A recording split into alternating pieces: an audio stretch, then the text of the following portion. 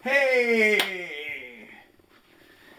Welcome back to another episode of Ben's Books. This has been requested by at least one of our longtime viewers. But as I said, I was reading Vampires in the Lemon Grove by Karen Russell and other short stories.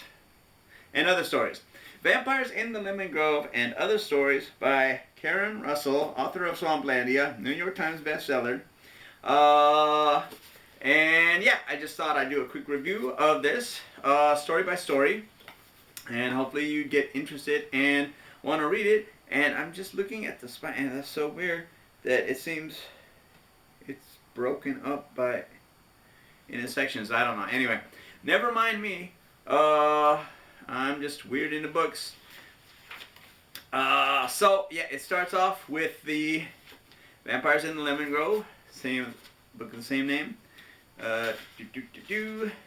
It's got Reeling for the Empire, the Seagull Army descends on Strong Beach, Proving Up, the Barn at the End of Our Term, Dugbert Shackleton's Rules for Antarctic Tailgating, The New Veterans, The Graveless Doll of Eric Mutis, and then acknowledgments. But yeah, so 1, 2, 3, 4, 5, 6, 7, 8 stories that are all pretty good. Like I said, it starts off with Vampires in the Lemon Grove, which I may or may not have said it's about vampires finding a way to deal with, becoming vegetarians, basically, or vegans. They're using lemons as a substitute for blood, and then some issues happen. The relationship sort of goes sour when something happens. I don't want to reveal too much, but I mean, again, that story, when I read it as part of 20 great short stories or whatever, when was it? Yeah, it was one of the books the school was using at the time for our higher level students, excuse me.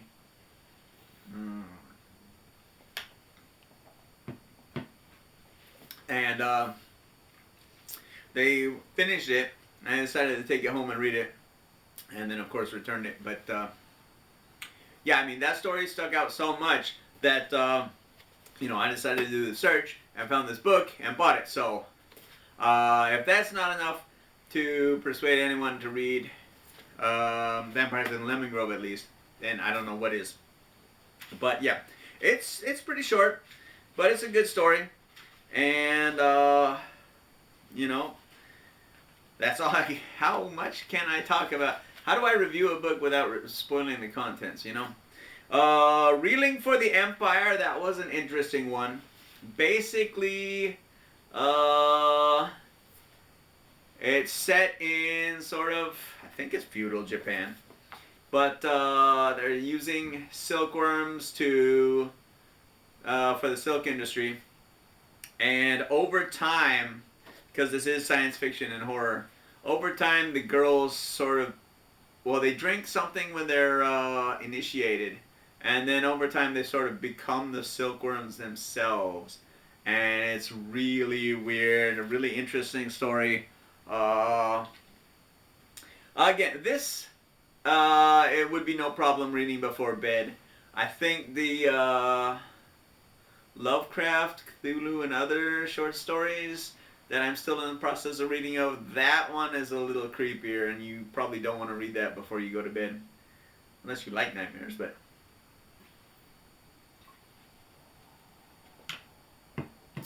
But yeah, that was an interesting story as well. Again, that was quite a while ago. I don't know, I think I recorded that over half a year ago on what I was reading now, or currently reading at the time.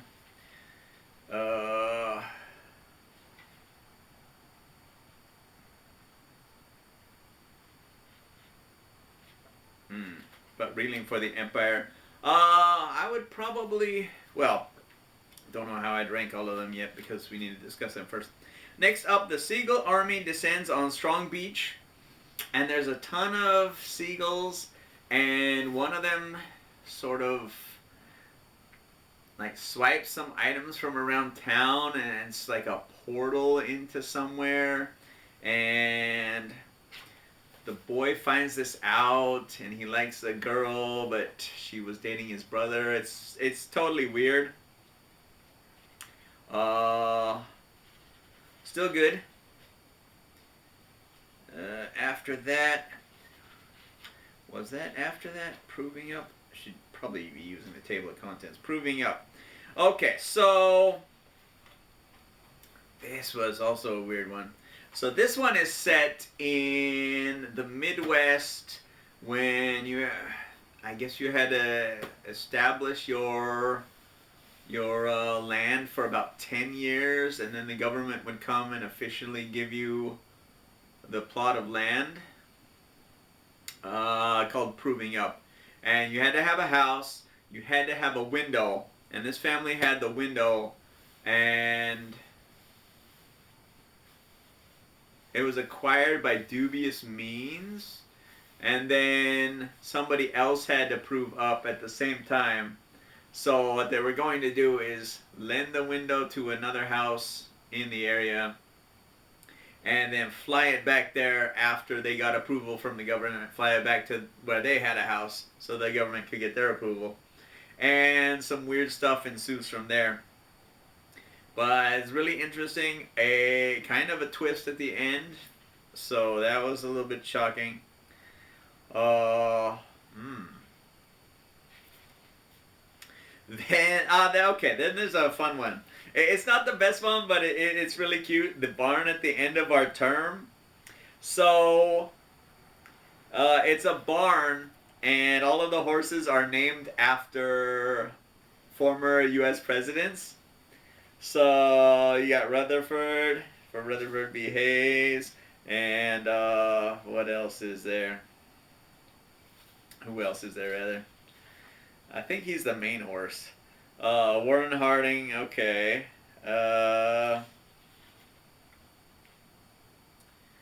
James Garfield, okay.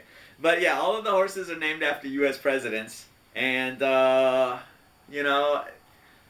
more horses come in after a time. And one horse apparently disappeared a long time ago, and they don't know how it happened.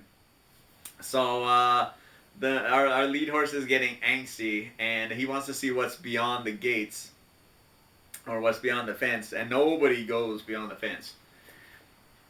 But yeah, they just have farm conversations, and it's very interesting. Then Dugbert Shackleton's Rules for Antarctic Tailgating, and I mean, yeah, not all of them are horror or sci-fi or something per se, but this was just fun. So, what is it? They're going down to watch the food chain games. Okay, Team Krill versus Team Whale takes place every summer. Okay, so she describes like the fan base for the krill and the fan base for the whales, and how they tailgate for like months leading up to the thing and the event. And Team Krill is of course always the underdog. And she goes rule by rule. It's really interesting, and I don't think there was a bad story in this book. So hey, if you read it, let me know your favorite, and we'll go from there. Haven't ranked them yet. The New Veterans, that was weird. So it's a massage therapy place, and they decide to subsidize veterans who are suffering from PTSD, and he got this mad tattoo on his back of an incident where they went over a landmine and one of the soldiers died. So everyone else in the crew, and I guess the dead soldier's family too, they got the same tattoo on their back. But as she's massaging the tattoo, it actually changes, and he sort of forgets things about the event, but they get embedded into her memory, and it's a totally freaky story. Really good. It's one of the longer ones in the book. So definitely recommend that one. And then finally, we've got the Graveless Doll of Eric Mutis to close out. Basically, these boys go to like a Central Park. It's not New York, but and they find a scarecrow attached to their tree that where they always hang out, and then they throw it into the ravine. But at the end of the day, they retrieve it, and it bears resemblance to one of their former students that they used to bully. So then they actually begin a search to find out what happened to the student because he doesn't go to school anymore. And it's really weird too and thought provoking. So those are the 8 stories in Vampires in the Lemon Grove and Other Stories by Karen Russell. How I would rank them, top tier Vampires in the Lemon Grove. Proving Up was really good. I think the barn at the end of the term is probably mid-tier, even though I liked it and it was cute and different. Reeling for the Empire was good. I'd say it's mid-tier for this collection. Again, Dogbert Shackleton's Rules for Antarctic Tailing, mid-tier for the collection, but pretty good overall. The New Veterans, fantastic. And the Graveless Doll of Eric Mutis, better than mid, not quite top tier. Seagull Army Descends on Strong Beach might be the worst one of the 8, but still pretty good. So, yeah, overall, I'd say at least a B. Some stories are B's, some stories are A's. Definitely worth a read if you get the chance. But, yeah, that's my quick review for Ben's books for Vampires in the Lemon Grove and Other Short Stories. Hope you enjoyed it. Let me know if you read it or if you have plans to read it in the future or if you have read it. And until next time, thanks for watching and have a good one.